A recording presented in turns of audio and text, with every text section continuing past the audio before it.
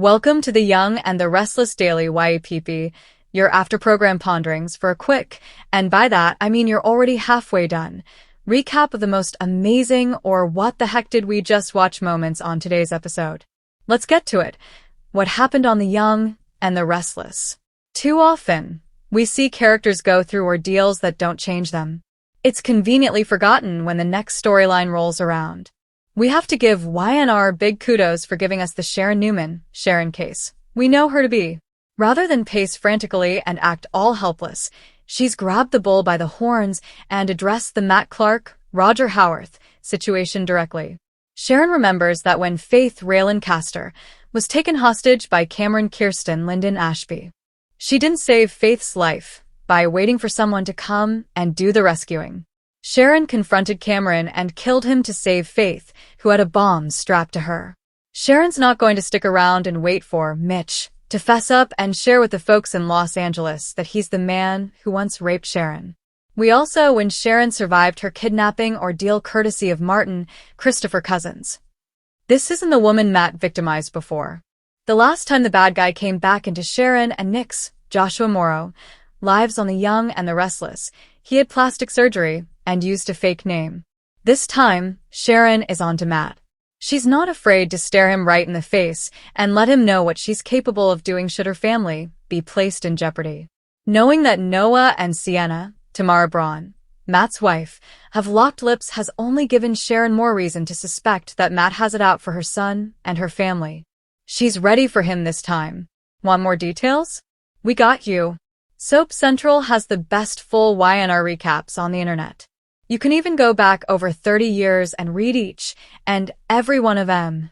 If you can't wait until the next episode, we have daily spoilers, too.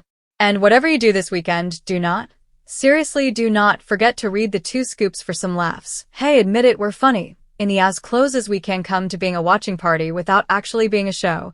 And the best part is if you agree or disagree, we want to know. As always, share your comments below. Catch all new episodes of The Young and the Restless weekdays on CBS and Paramount+. The episode opens in the pale, fluorescent corridor of the hospital in Genoa City. The eerie quiet after hours, the distant hum of machines, footsteps echoing, a place where secrets are whispered and suddenly exposed. In one of these rooms lies Noah Newman, recovering. His parents, Nick Newman and Sharon Newman, each pacing outside, wrestling with the same fear and frustration. Nick's face is drawn. Sharon's eyes betray fatigue, but also a new edge. Though they sit side by side in the waiting room, you sense the distance, not between them, but between what they know and what Noah doesn't. Into that tension walks Sienna Bacall, graceful, confident, but not oblivious. She's been here many times, yet tonight the air around her is different, taut, like unspooled wire. In Noah's room the moment is interrupted. Noah and Sienna share a soft, surprising kiss. The camera lingers on Nick's reaction. Shock, hurt, suspicion.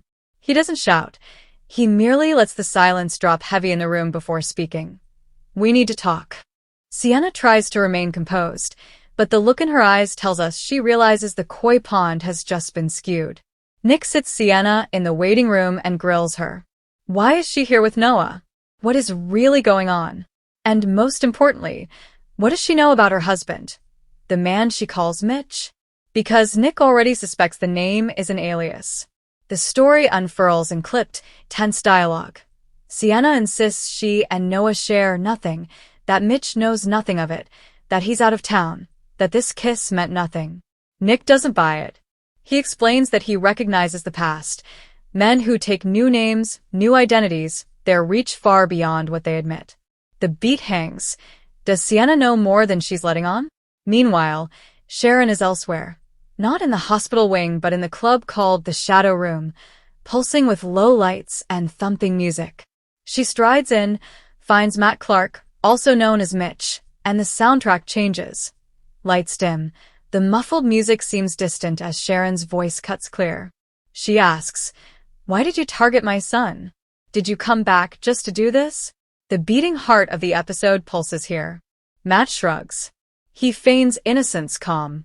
He suggests Sharon's grief is clouding her judgment.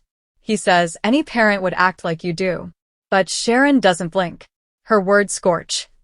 You're going to make yourself sorry you ever underestimated me. She warns him, keep away from my family. As he turns to walk away, she grabs his arm. Physical. Definite. She means business. He sneers, says maybe he will obtain a restraining order, but she retorts that if SHE gets to him first, he'll suffer. The dual scenes, hospital with Nick, Sienna, Noah, club with Sharon/Matt, work like mirror images of the same truth. A man from the past, claiming a new identity. The Newmans trying to protect their own. A young man caught between loyalties. A woman who will not be victim anymore.